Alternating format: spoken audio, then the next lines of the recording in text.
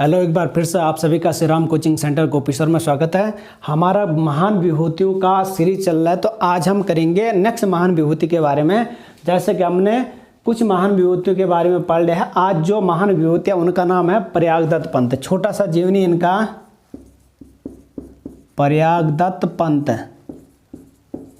ठीक, देखो हमें जिस टॉपिक से जितना इंपॉर्टेंट है, जितना एग्जाम के अंतर्गत पूछा जाता है, हम उस टॉपिक से उतना ही क्या करेंगे, नोट करेंगे। ठीक है, नहीं तो बताने के लिए बहुत सारी चीज़ें हो जाती है। देखो जहाँ पे डीप जाना तो वहाँ पे मैं आपको क्या कर रहा हूँ, डीपली भी बता रहा हूँ। जहाँ पे मैं मेन चीज़ें हमें क्या करना है, मेन चीज़ें लेनी है और मेन चीज़ों पर क्या करना, फोकस करना, जो परीक्षा की दृष्टि से महत्वपूर्ण है। तो इनका जन्म होता सबसे पहले 1898 ईस्वी। जन्म कब होता, 1898 ईस्वी में होता है भाई। और इनका जन्म स्थान होता हलपाटी चंडाक। हलपाटी ग्राम हलपाटी, ये चंडाक एरिया है। ये कहाँ पे पड़ता आपका, पिथौरागढ़ में, पिथौरागढ़। और इनकी मृत्यु होती है अल्प आयु में, इनकी मृत्यु होती है भाई 1935 ईस्वी में इनकी मृत्यु हो जाती है। 1935 में इनके क्या हो जाती है, मृत्यु हो जाती है। तो हम अगर इनके बारे प्रयागदत्त पंत के बारे में बात करें तो इनका जन्म होता 1898 ईस्वी में और इनका जन्म स्थान होता कहाँ पे होता है, पिथौरागढ़ के अंतर्गत हलपाटी गांव चंडाक में। एरिया का नाम होगा ना, चंडाक एरिया होगा या हलपाट पर्टिकुलर जगह का नाम होगा, तो पिथौरागढ़ में होता है। इनकी मृत्यु कब होती है, 1935 ईस्वी में इनकी मृत्यु होती है भाई। अब इनसे रिलेटेड महत्वपूर्ण बात क्या चीज़ निकलती है, देखो आप सबको पता है कि 1920 ईस्वी में महात्मा गांधी ने क्या किया था, कौन सा आंदोलन चलाया था, असहयोग आंदोलन चलाया था। महात्मा गांधी जी ने भारत में 1920 इसमें असहयोग आंदोलन की शुरुआत करी थी और इन्होंने प्रयागदत्त पंत भी 1921 ईस्वी से क्या हो गए, इस असहयोग आंदोलन में ये भी कूद पड़े थे। प्रयागदत्त पंत भी 1921 ईस्वी में इस असहयोग आंदोलन में कूद पड़े थे तथा कुमाऊं में इन्होंने क्या किया था, कुमाऊं में गांव-गांव जा करके, कुमाऊं के अंतर्गत गांव-गांव जा करके इस असहयोग आंदोलन का प्रचार प्रसार किया। प्रयागदत्त पंत ने 1921 ईस्वी में ये भी महात्मा गांधी द्वारा चलाए गए असहयोग आंदोलन से जुड़ गए और इन्होंने क्या किया था कि कुमाऊं के अंतर्गत 1921 ईस्वी में गांव-गांव जा करके क्या किया था, इस असहयोग आंदोलन का प्रचार प्रसार किया। और आपको सबसे बड़ी चीज़ ध्यान रखने वाली बात क्या है कि उस समय कुमाऊं के अंतर्गत ब्रिटिश सरकार द्वारा धारा 144 लगाई गई थी। ब्रिटिश सरकार द्वारा धारा 144 लगाई गई थी तथा जनता को जुबानबंदी का फरमान सुना रखा था।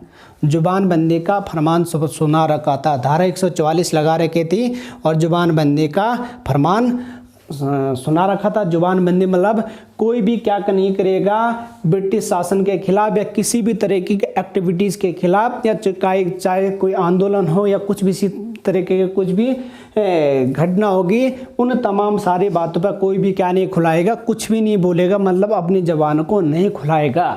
तो आपको ध्यान रखना 1921 ईस्वी में जब ये असहयोग आंदोलन में कूद पड़े तो उस समय इन्होंने क्या किया था, उस आंदोलन का बोले तो असहयोग आंदोलन का कुमाऊं के अंतर्गत गांव-गांव जाकर के प्रचार प्रसार किया गया। और उस समय जबकि कुमाऊं में क्या लग रखी थी, धारा 144 लग रखी थी और ब्रिटिश सरकार का फरमान सुना रखा था जुबानबंदी का। तो अगर यहाँ पर से क्वेश्चन बनेगा तो आपको क्या करना, उस तरीके से आपको आंसर करना है। तो इस वजह से ये जो प्रयागदत्त पंत थे, इन्हें जेल हुई कितने, 1 वर्ष की इन्हें जेल होती है। और इन्हें कहाँ भेजा जाता है, उसके बाद 1 साल के लिए बरेली सेंट्रल जेल में भेजा जाता है। बरेली सेंट्रल जेल में इन्हें भेजा जाता। तो आपको अगर कभी क्वेश्चन आएगा कि प्रयागदत्त पंत को किस आंदोलन के खिलाफ कैद करके जेल भेजा गया, बरेली सेंट्रल जेल भेजा गया, तो असहयोग आंदोलन इन्होंने क्या किया था, कुमाऊं के अंदर का चलाया था। तो इसके लिए आपका ये क्वेश्चन आ सकता है, या असहयोग आंदोलन के दौरान उन्हें गिरफ्तार करके किस जेल में भेज दिया गया था, तो उन्हें कहाँ पे भेज दिया गया था, बरेली सेंट्रल जेल में उन्हें भेज दिया गया था। तो ये भी आपका क्या बनता है, इंपॉर्टेंट क्वेश्चन बनता है भाई। तो मेरे हिसाब से आप लोग को यहाँ पर तक समझ आ गई होगी। तो इस तरीके से किसी भी तरीके से चाहे इनका जन्म पूछते या इनका जन्मस्थान पूछे या इनका कब मृत्यु हुई या असहयोग आंदोलन में कब कब कूदे थे, ठीक, तो वगैरह वगैरह से या बोलेगा जब 1920-21 के दौरान क्या चला रखा था, कुमाऊं के अंतर्गत धारा 144 तथा जुबानबंदी का फरमान चल रहा था। तो उस समय कुमाऊं में असहयोग आंदोलन का प्रचार प्रसार किसने करा था, तो प्रयागदत्त पंत ने क्या करा था उस समय कुमाऊं के अंतर्गत इसका प्रचार प्रसार किया था। तो आपको यहाँ पे इंपॉर्टेंट एक लाइन वेरी वेरी इंपॉर्टेंट है जो कि पूछा जाएगा, ठीक। तो ये क्या हुआ, ये जो प्रयागदत्त पंत है ना, इन्हें उत्तराखंड की धरती पर, प्रयागदत्त पंत को उत्तराखंड की धरती पर सर्वप्रथम आंदोलन की शुरुआत की थी। उत्तराखंड की धरती पर सर्वप्रथम आंदोलन की शुरुआत की थी। तो ये क्वेश्चन वेरी वेरी इंपॉर्टेंट। अभी तक मैंने जितना पढ़ा है प्रयागदत्त पंत के बारे में उनमें से सबसे इंपॉर्टेंट क्वेश्चन है कि इन्होंने क्या किया था, उत्तराखंड की धरती पर सर्वप्रथम आंदोलन की शुरुआत करी थी। कौन सा आंदोलन, असहयोग आंदोलन। इससे पहले किसी भी व्यक्ति ने उत्तराखंड की धरती पर आंदोलन नहीं चलाया था। तो इन्होंने क्या करा था, गाँव गाँव जाकर के लोग को अवेयर किया और असहयोग आंदोलन में पार्टिसिपेट करने के लिए बोला था। तो ये क्वेश्चन बहुत ज़्यादा इंपॉर्टेंट है। पूरा टॉपिक के अंतर्गत अगर मेरे को पूछा जाए कि सबसे इंपॉर्टेंट क्वेश्चन कौन है जो एग्जाम में आ सकता है, तो वो यही पूछेगा कि बोलेगा कि उत्तराखंड की धरती से सर्वप्रथम आंदोलन की शुरुआत करने का श्रेय किसे जाता है, तो वो व्यक्ति कौन सा है, प्रयागदत्त पंत ने उत्तराखंड के अंतर्गत सर्वप्रथम आंदोलन की शुरुआत करी। तो वेरी वेरी इंपॉर्टेंट। मैं आपको बार बार बोल रहा हूँ कि आपको इस क्वेश्चन को सबसे ज़्यादा याद करना है इसके बारे में, ठीक। तो इस रिलेटिव जितनी भी बातें थी तो मैंने क्या कर ली, प्रयागदत्त पंत की सारी जीवनी आपको बता दी है। तो प्रयागदत्त पंत की जीवनी आपको इतनी ही पूछी जाएगी, ठीक। यहाँ से आगे देखो रिलेटिव क्या बड़ा चढ़ा करके बातें तो बहुत सारी चीज़ें निकलती फिर, ठीक। अगर इतनी चीज़ों को बताने लग गए तो फिर उसमें क्या होगा, समय ज़्यादा लगेगा। इसलिए हमारा जहाँ पे जितना इंपॉर्टेंट है वहाँ पे हमने क्या करना, उतनी ही बात करनी है। तो हमारा क्या हो जाता है, प्रयागदत्त पंत का टॉपिक क्लियर हो जाता है, ठीक। अब साहब अगली बात करते हैं मोहन सिंह मेहता के बारे में, ठीक। अगला कैरेक्टर करते हैं किसको, मोहन सिंह मेहता को। तो प्रयागदत्त पंत के बारे में आप लोग को इतनी बातें ध्यान में रखनी है जो कि आपकी क्या बनती है, इनके बारे में इंपॉर्टेंट बनते हैं। छोटी सी 2-4 बातें ध्यान रखनी, ज़्यादा कुछ नहीं है। तो अगला टॉपिक क्या है, मोहन सिंह मेहता।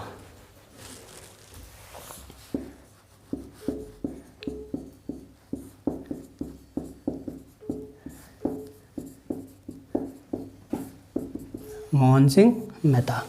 अगला टॉपिक का नाम क्या आपका, मोहन सिंह मेहता का टॉपिक पढ़ता है जो कि आपका क्या है, वेरी वेरी इंपॉर्टेंट है। अब हम अगर एक सेकेंड है,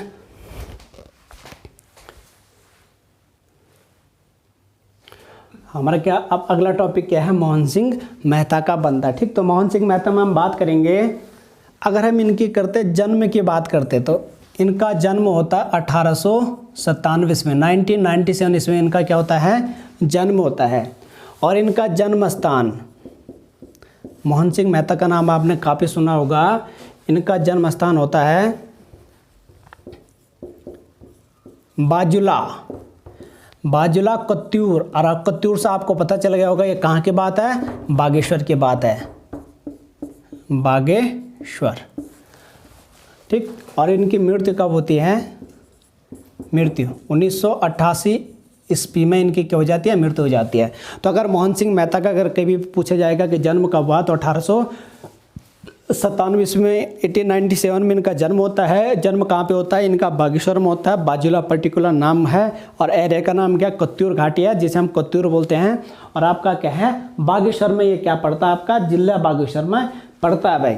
तो यहाँ पे और इनकी मृत्यु कब होती है, 1988 में इनकी क्या हो जाती है, मृत्यु हो जाती है। तो इनके बारे में आपका क्या है, इन्होंने क्या किया था 1922 में, 1922 ईस्वी में इन्होंने क्या किया था, बागेश्वर में कुमाऊं परिषद की एक शाखा खोली थी। बागेश्वर में कुमाऊं परिषद की क्या खोली थी, शाखा खोली थी। तो अगर आपका यहाँ पर क्वेश्चन बनता है कि मोहन सिंह मेहता ना बोलेगा बागेश्वर के अंतर्गत कब कुमाऊं परिषद की शाखा खोली थी, तो 1922 ईस्वी में इन्होंने क्या किया था, बागेश्वर में कुमाऊं परिषद की शाखा खोली थी। आपको पता है ना कुमाऊं परिषद को 1916 में क्या हुआ था, गठन किया गया था और कुमाऊं परिषद के द्वारा क्या किया जा रहा था, जगह जगह लोगों को अवेयर किया जा रहा था। ठीक, और आपको उसके बाद तो बागेश्वर जिला के अंतर्गत मोहन सिंह मेहता ने क्या किया, इसी कुमाऊं परिषद की एक शाखा खोल दी तथा वहां से बागेश्वर जिले के अंतर्गत क्या किया, इन्होंने कुली बेगार प्रथा का नेतृत्व किया था। क्या किया था, कुली बेगार प्रथा का नेतृत्व किया था। आज जैसे कि आपको पता है कि इसी कुमाऊं परिषद के द्वारा क्या किया गया, लोग इससे जुड़े और आखिरकार क्या हुआ था, बागेश्वर में कुली बेगार प्रथा का अंत्य किया गया। तो अलग अलग जिलों से, अलग अलग जगहों से, क्षेत्रों से क्या हो रहा था, कहीं से कोई व्यक्ति कर रहा था इसका नेतृत्व, कहीं से कोई इसका नेतृत्व कर रहा था। तो बागेश्वर के अंतर्गत जो बागेश्वर का नेतृत्व क्या था, तो मोहन सिंह मेहता ने करा था। तो मोहन सिंह मेहता के बारे में आप लोग सब लोग परिचित है। इनका भी क्या रहता है, कुमाऊं परिषद के गठन में इनका भी महत्वपूर्ण योगदान रहता है। और लगातार जो कुमाऊं परिषद के अधिवेशन होते हैं तो उन जगहों भी इनकी क्या रहती है, अटेंडेंस रहती है। तो इनके बारे में आपको ज़्यादा बताने की जरूरत नहीं है। तो 1922 में इन्होंने क्या किया था, बागेश्वर में कुमाऊं परिषद नाम के शाखा का गठन किया था, मतलब उसकी एक शाखा बागेश्वर में भी खोली थी। वहाँ पे क्या किया था, कुली बेगार प्रथा का नेतृत्व किया था। वेरी वेरी इंपॉर्टेंट ये भी बनता आपका। अब इनके बारे में आपको सबसे ज़्यादा इंपॉर्टेंट क्या याद रखना है, मोहन सिंह मेहता उत्तराखंड के प्रथम व्यक्ति थे। मोहन सिंह मेहता उत्तराखंड के प्रथम स्वतंत्रता सेनानी थे जो जेल गए थे। तो हम ये कह सकते हैं मोहन सिंह मेहता क्या थे, उत्तराखंड के क्या थे, प्रथम जेल जाने वाले, मोहन सिंह मेहता जेल जाने वाले उत्तराखंड के प्रथम क्या थे, स्वतंत्रता संग्राम सेनानी थे, स्वतंत्रता संग्राम सेनानी थे। तो ये क्वेश्चन आपका बहुत ज़्यादा इंपॉर्टेंट बनता है।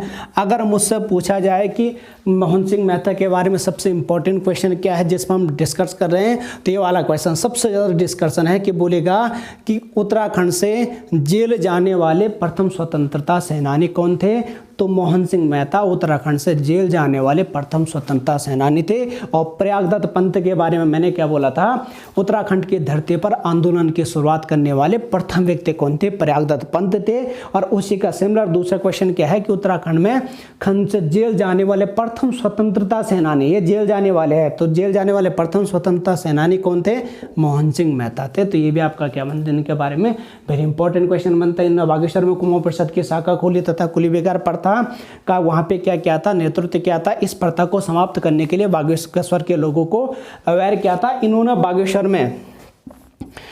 बागेश्वर में अनेक संस्थाएं भी खोली थी। बागेश्वर के अंतर्गत इन्होंने क्या करा था, अनेक संस्थाएं भी खोली थी। तो उन संस्थाओं में जैसे आपका क्या था, अनाथालय, इन्होंने यहाँ पे क्या किया था, अनाथालय भी खोला था, ग्राम सुधार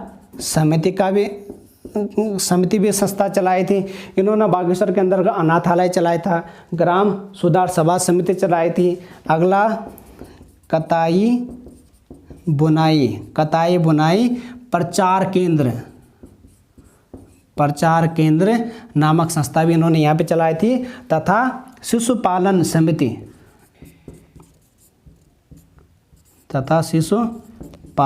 समिति भी इन्होंने, ये नाम की संस्थाएं इन्होंने क्या करी थी, बागेश्वर के अंतर्गत चलाई थी। तो अगर कभी क्वेश्चन आएगा कि बागेश्वर के अंतर्गत बोलेगा, चाहे बोलेगा अनाथालय बोलेगा, चाहे ग्राम सुधार समिति बोलेगा, या आपका क्या बोलेगा, शिशुपालन समिति बोलेगा, या कताई बुनाई प्रचार केंद्र बोलेगा, ये तमाम संस्थाएं किसने यहाँ पे चलाई थी, तो वहाँ पे उसका किसका नाम आ जाएगा, आपका मोहन सिंह मेहता का नाम आ जाएगा। तो मोहन सिंह मेहता से जुड़ी हुई ये तमाम सारी बातें काफ़ी इंपॉर्टेंट थी, तो जिनको आपको क्या करना है, ध्यान में रखना है। जिस टॉपिक में जितना होगा एग्जाम की दृष्टि में पूछा जाने वाला है, हम उस टॉपिक के बारे में उतना ही बात करेंगे। किसके अंतर्गत, व्यक्तित्व के अंतर्गत। ठीक, तो मेरा विश्वास करना आप सारे टॉपिक्स जितने में मैं आपको टॉपिक पढ़ा रहा हूँ सारे टॉपिक को अच्छे से करना। आई होप आपका व्यक्तित्व से क्वेश्चन बनेगा, तो जो हम पढ़ेंगे उन्हीं व्यक्तित्व के अंदर से आपका उत्तराखंड का क्वेश्चन बन जाएगा। और व्यक्तित्व के अंतर्गत आपके बहुत सारे जेएस के बहुत सारे क्वेश्चन बन जाते हैं, क्योंकि जैसे मैंने बद्रीदत्त पांडे पढ़ाया है उसके बारे में बहुत सारी चीज़ें बताई है, गोविंद बल्लभ पंत पढ़ाया है, हरगोविंद पंत पढ़ाया है। तो इस तरीके से आगे भी जो जिस तरीके के कैरेक्टर होंगे उनके बारे में उतनी चीज़ बताई जाएगी। तो आप क्या करेंगे, तमाम सारी चीज़ों को नोट करेंगे। थैंक यू, नेक्स्ट वीडियो आने तक।